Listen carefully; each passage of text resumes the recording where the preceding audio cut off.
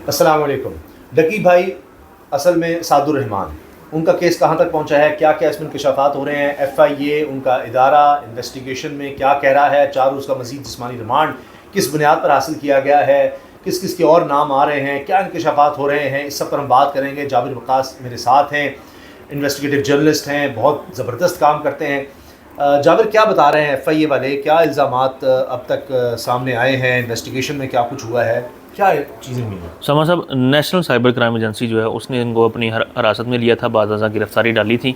तो इस हवाले से हमने पहले भी बात की थी कि इनका 2 रोज़ा रिमांड हुआ था। 2 रोज़ा रिमांड के बाद जो शवाहिदात इनके मोबाइल से मिले थे, जो इनके अकाउंट्स से जो तहकीकात की गई थी, उसके ऊपर जो है वो अदालत के सामने वो शवाहिदात रखे गए थे, जिसकी बिना पे अदालत ने, चूँकि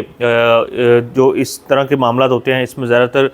उस शख्स का, उस मुलज़िम का साथ होना ज़रूरी होता है, जिसको अपने कोड पता हो, अपने अकाउंट्स का पता होता है, जो वीडियोस उसने पोस्ट की होती हैं उन तमाम चैनल्स को, उन तमाम अकाउंट्स के बारे में तहकीकात करनी होती हैं, जिसकी वजह से जो सादुर रहमान उर्फ डकी भाई हैं उनको अदालत ने मज़ीद 4 रोज़ा रिमांड पर NCCIA के हवाले किया था, नेशनल साइबर क्राइम एजेंसी के। तो उस वक़्त उनकी जो तहकीकात हैं वो जारी हैं, लेकिन इसके साथ जो डेवलपमेंट हमें देखने में आई थी वो ये थी कि उनकी जो बेगम हैं, जो अहलिया हैं अरूप जतोई, उनकी जानिब से भी एक जो है वो बुरी ज़मानत हासिल की गई थी। और उसके बाद अब डेवलपमेंट ये है कि वो भी NCCI के सामने पेश हुई हैं, और वहाँ पर पेश होने के बाद उन्होंने तफ्तीशी के सामने ये मौक़िफ़ अख्तियार किया था कि वो इस हवाले से जो है वो केस की तफसीलात लेने आई हैं, और अगर उन्हें अपना जो बयान रिकॉर्ड करवाना है तो वो केस की तफसीलात को मद्देनज़र रख कर अपने वकला से मुशावरत करने के बाद जो है वो आकर अपना बयान जो है वो रिकॉर्ड करवाएंगी। लेकिन इस दौरान जो डेवलपमेंट अब तक सामने आई हैं, 4 रोज़ा रिमांड जारी है, हफ्ते के रोज़ जो है वो उनको अब अदालत में पेश किया जाएगा। लेकिन $20,000 जो लेकर असल में ये जो बैटिंग ऐप्स थी, ये जुए की जो ऐप्स थी, इनको जो है वो प्रमोट किया जा रहा था, और इनके ऊपर जो है वो मुख्तलिफ़ अकाउंट्स के ज़रिए बैटिंग करवाई जा रही थी, और ये पर वीडियो पर प्रमोशन जो है वो $10 से $20,000 जो है वो डकी साहब जो है वो ले रहे थे। $10 से $20 एक वीडियो का, एक वीडियो प्रमोशन कर रहे हैं कि जी आप ये ऐप करें, इससे पैसे आएंगे, इसको आप कमाएंगे। $10-20 का मतलब है ये तकरीबन 30 लाख से लेकर कोई 50-55 लाख रुपए तक। जी हाँ, ये इतनी ही रकम है, और ये रकम की शायद इतनी ही जो दकम पेल थी, रेल पेल थी, ये वो चीज़ है जिसने शायद उन्हें ये सोचने पे मजबूरी नहीं किया कि ये क्या सेफ़ है उनके लिए या नहीं है। इन तमाम ऐप्स के जो मास्टरमाइंड हैं वो भारतीय हैं, इंडियंस हैं। इंडियंस ने जितने भी पाकिस्तानी यूट्यूबर्स हैं, बड़े बड़े जितने भी बड़े नाम हैं, उन सब को लूप में लिया। जिसकी भी रीच थी, जो फेमस था, जो अच्छे व्यूज़ ले रहा था, जो ट्रेंडिंग में था, जो वायरल हो रहा था अपनी स्टोरीज़ के ज़रिए, उन सबको इन्होंने मुख्तलिफ़ लोगों के ज़रिए जो है वो अप्रोच किया। इवन ये कि मेरे ऐसे भी यूट्यूबर्स कुछ जानने वाले हैं जिन्होंने बताया कि उन्हें 50,000 रुपये की भी ऑफ़र हुई, 25,000 की भी ऑफ़र हुई, लाख रुपये की भी ऑफ़र हुई कि आपने सिर्फ एक रील 30 सेकंड की बनाकर देनी है इसको प्रमोट करने की। तो वो इतने पैसे जो हैं वो जब आपको एक चीज़ से मिल जाएं तो आप ये देखते हैं कि वो कई जो है वो लोग जो हैं वो सिर्फ इस वजह से कि चलो यार हमने तो हम कौन से इन्वॉल्व हैं, हमने कौन सी वो ऐप बनाई है, लेकिन इस तमाम सूरत हाल में वो जो है उसमें दिखाई देते हैं कि जो बैटिंग वाली ऐप्स थी, जुए वाली ऐप्स थी, उनको प्रमोट कर रहे थे। और वो यहाँ के डकी भाई अकेले नहीं, कोई और भी यूट्यूबर्स इसमें हो सकते हैं? सर, इसमें अगले आने वाले दिनों में 10 से 12-15 यूट्यूबर आप समझें कि पक्के तौर पर जो है ना वो हिरासत में लिए जाएंगे। सिर्फ शायद उसकी देर लग सकती है, वो शख्स या वो यूट्यूबर जो कि इस वक्त मुल्क से बाहर है। उसमें भी कुछ ऐसे नाम्स हैं जो कि आप देखेंगे कि वो उस तरह तो वो कहते थे कि हम शायद टिकटॉक पे लाइव आते हैं, उससे पैसा कमाते हैं, हम फ़लाँ चीज़ पे लाइव आते हैं, हम फ़लाँ चीज़ को ब्रांड का शूट होता है तो उस वजह से उससे पैसे आते हैं। लेकिन उन तमाम चीज़ों को आप देखेंगे कि वो फेक साबित होगा, बिल्कुल वैसे ही जिस तरह डकी भाई की जानिब से गुज़श्ता कुछ दिन पहले एक वीलॉग किया गया था कि नया घर ख़रीदा गया है। उस नए घर खरीदने की डॉक्यूमेंट्स सामने आ चुके हैं। उन डॉक्यूमेंट्स के मुताबिक उनका एक कॉन्ट्रैक्ट हुआ था डीलर के साथ। वो सिर्फ अपनी वीडियो के लिए उन्होंने ज़ाहिर किया था कि वो घर ख़रीदा है, वो घर ख़रीदा नहीं गया था। इस वक्त वो चीज़ भी सामने आ गई है। लेकिन सबसे अहम चीज़ जो कि अब पाकिस्तान की कौमी सलामती के साथ जुड़ी हुई है वो ये कि तफ्तीशी इदारों को ये शक है कि इंडियन जो गैम्बलिंग गैंग है उसने इनके ज़रिए कुछ ऐसे अकाउंट्स में भी पैसे भिजवाए हैं, जो इसका शायद डकी भाई को खुद भी नहीं पता होगा कि ये अकाउंट्स कहाँ पर इस्तेमाल हो सकते हैं। देखिए इस तरह के जो पैसे हैं वो किसी भी अकाउंट में जाने का मतलब ये है कि स्लीपर सेल को पैसा दे रहे हैं आप। पाकिस्तान के अंदर जो है वो आपको पता है कि बहुत सारे स्लीपर सेल हैं जो कि राह के तौर एजेंट के तौर पे काम करते हैं, तो उनकी जो अदायगियाँ हैं वो उनको मुमकिन बनाने के लिए अमूमी तौर पे दुश्मन मुल्क की जो एजेंसीज़ हैं वो इस तरह का काम करती हैं। तो इस वक्त जिस पैराए पे ये इन्वेस्टिगेशन हो रही है वो इतनी खौफनाक है कि जिसकी तफसीलात सरेआम इस तरह कहना शायद मुमकिन नहीं है, क्योंकि उसके लिए आपको सबूत देना पड़ता है जो है वो। लेकिन ज़िम्मेदाराना सहाफ़त का ये तकाजा होता है कि आप कोई चीज़ अपनी आंखों से देखें, आपके पास डॉक्यूमेंट हो या कोई शख्स आपका सोर्स अच्छा हो तो आप दे सकते हैं। लेकिन मेरे ख़्याल में जो मेरी इतलात हैं, जो मेरे ज़राए हैं, उनके मुताबिक तफ्तीशी इदारों ने अब इसके ऊपर बात करना शुरू कर दी है, बल्कि इसके ऊपर काम करना शुरू कर दिया है कि जो पैसे, जो चीज़ें मुख्तलिफ़ अकाउंट्स के ज़रिए ट्रांसफ़र हुए पाकिस्तान और पाकिस्तान से बैरून मुल्क मुख्तलिफ़ जगहों पर, वो किन को गए, वो लोग कौन थे, और इस तरह बहुत सारे ऐसे स्लीपर सेल्स की को भी शायद पैसे ना ट्रांसफ़र हो चुके हों। ये ख़दशा है कि जो कि इस किसी भी मुल्क दुश्मन सरगर्मी में मुलव्वस हो सकते हैं। अच्छा, हफ्ते को पता लगेगा कि मज़ीद इनका रिमांड मिलता है या नहीं मिलता। अब तक की तफ्तीश में जो कुछ आपने बताया चीज़ें सामने आ चुकी हैं। मोबाइल डाटा से भी कुछ चीज़ें पता लगी हैं, आप देखिए 10-15 और भी लोगर्स हो सकते हैं, वो इन्हीं से कनेक्टेड पता चली है। ऐप्स का भी कितने करोड़ या कितने अरबों रुपया यहाँ पाकिस्तानी लगाकर उस जुए में हार चुके। जी, किसी को तो मिलता होगा ना, पैसे मिलते हैं तो फिर ही और जुआ बंदा खेलता है कि अच्छा 10 से 20 हो गया, 20 से 100, 1000, लाख। ये ऐसे ही है। ये इसमें बल्कि ये जो ऐप्स थी इनके आप नाम देखेंगे, हलाल का नाम भी इस्तेमाल किया गया है,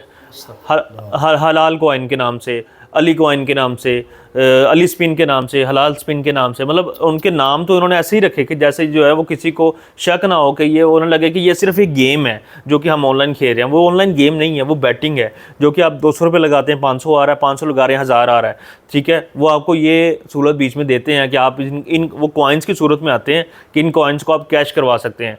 तो अब एक आम दिहाड़ीदार बंदा है, वो अपना अकाउंट बनाता है, वो कहता है कि चलो यार इस बहाने में खेलता खेलता 8 घंटे 4 घंटे की एक गेम है, उसको करते करते मैं अगर कंटिन्यू करता हूँ तो शायद मेरा 1 लाख 1.5 लाख बन जाएगा।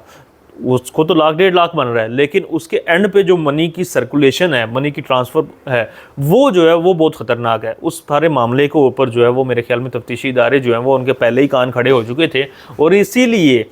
इसमें स्टेट मदईयत है, यानी कि इसमें नेशनल साइबर क्राइम विंग खुद मदई है, इसमें कोई आम शहरी मदई नहीं है, ठीक है। हाँ, अलबत्ता किसी के पास कोई सबूत हो तो वो साथ जो है वो फ्रीक बांध सकता है, वो अपने सबूत लेके आए नेशनल साइबर क्राइम। हाँ, मैं भी इस ऐप का इस्तेमाल करता था, मेरे साथ धोखा हुआ और ये डकी भाई ने प्रमोट की थी। अच्छा, डकी भाई की इन्वॉल्वमेंट का अब तक क्या कहा जा रहा है कि वो खुद चला रहे थे या सिर्फ पैसे लेकर प्रमोट कर रहे थे?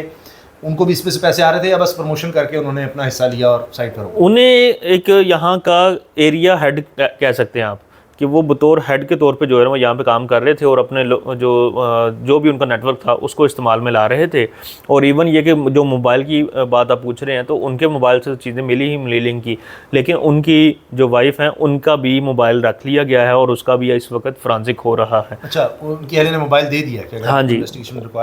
हाँ जी, उनका मोबाइल रख लिया है। उसकी वजह यह है कि एक अकाउंट है जो कि असल में उनकी ID के नाम पे था, जिसमें उनका अब ये कहना कि ईमेल इस्तेमाल हुआ होगा या ID कार्ड नंबर इस्तेमाल होगा, कुछ ऐसी चीज़ थी जिसकी वजह से वो मोबाइल उन्होंने अपने कब्ज़े में लिया है नेशनल साइबर क्राइम विंग ने। और हमारे ज़राए का ये कहना है कि उसको इस वक्त फ्रांसिक के लिए भिजवा दिया गया है और उसी की बुनियाद पर शायद मज़ीद कुछ फ़ैसला किया जाएगा कि वो शामिल तफ्तीश होंगी या नहीं होंगी, या ज़िमनी तौर पर उनका नाम आएगा इस FIR में या नहीं। लेकिन जो FIR है उसके मुताबिक जो है वो डकी भाई के साथ साथ जो इनके मेन प्लेयर अपने थे, जिनके ज़रिए ये जो है बैरून मुल्क भी काम कर रहे थे, और जो पैसा ट्रांसफ़र हो रहा था, जिसमें ख़ासतौर पे एक लिंक इनका ये मिला कि इन्होंने एक बड़ी रकम जो है वो जापान में अपने किसी अकाउंट में ट्रांसफ़र की थी। तो इसके ऊपर भी बहुत ज़्यादा काम हो रहा है कि वो ट्रांसफ़र किस ज़मरे में की गई थी, किसने की, उसकी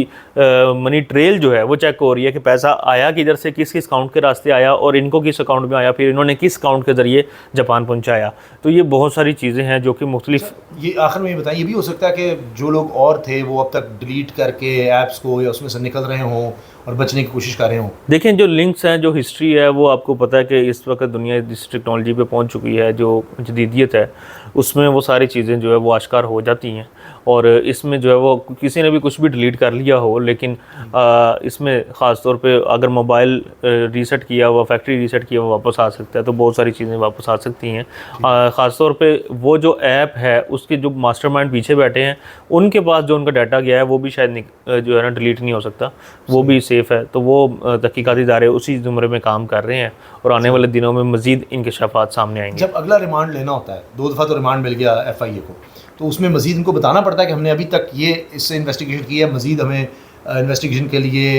इतने दिन का रिमांड इसलिए चाहिए, बुनियाद बनानी पड़ती है। अगर बुनियाद अच्छी बनाएंगे तो ही केस आगे ये ज़्यादा चांस है कि जिस्मानी रिमांड मज़ीद मिलेगा, इन्वेस्टिगेशन के लिए पुलिस की हिरासत में लेंगे, वरना जुडिशल हो जाएंगे, जेल भेजा जाएगा और फिर ये ज़मानत के लिए अप्लाई कर सकेंगे। डकी भाई, ये तो आम है कि जो भी जुडिशल होता है वो फिर फौरी तौर पे ज़मानत के लिए अप्लाई करता है, लेकिन आप भी कानून के तालिब इल्म रहे हैं, आप ये जानते हैं कि सबसे पहले जो मुद्दई का वकील या मुलज़म का वकील है वो सबसे पहले ये ख़ास तौर पे कहता है कि हमारे मुलज़म से अभी तक क्या बरामद हुआ है हमें कोई वाज़ह तौर पर नहीं पता, इसलिए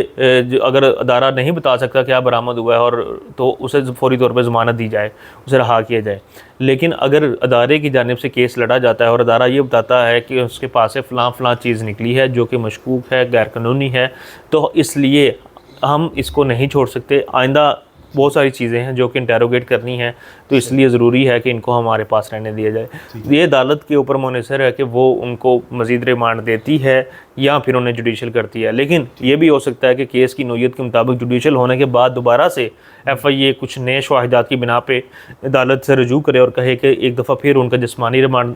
चाहिए, तो वो जुडिशल से दोबारा जिस्मानी रिमांड पे चले जाएँ। ठीक है, बहुत बहुत शुक्रिया जाबिर वक़ास आपका। आप देखते हैं कि हफ्ते को क्या बनता है केस का, किस तरह के सबूत मज़ीद FIA सामने लाती है। अब तक ये कहा जा रहा है कि जी मज़ीद ऐप्स का पता चल रहा है, और ये कि जिस तरह जाबिर ने बताया कि $20,000 तक प्रमोशन के मिल रहे थे एक एक रील या एक एक वीडियो बनाने के, अंदाज़ लगाइए। और 10 से 15 लोग मज़ीद ऐसे हो सकते हैं यूट्यूबर्स, इन्फ्लुएंसर्स, कि जिनके गिर्द घेरा तंग हो रहा है। इजाज़त दीजिए, अल्लाह हाफ़िज़।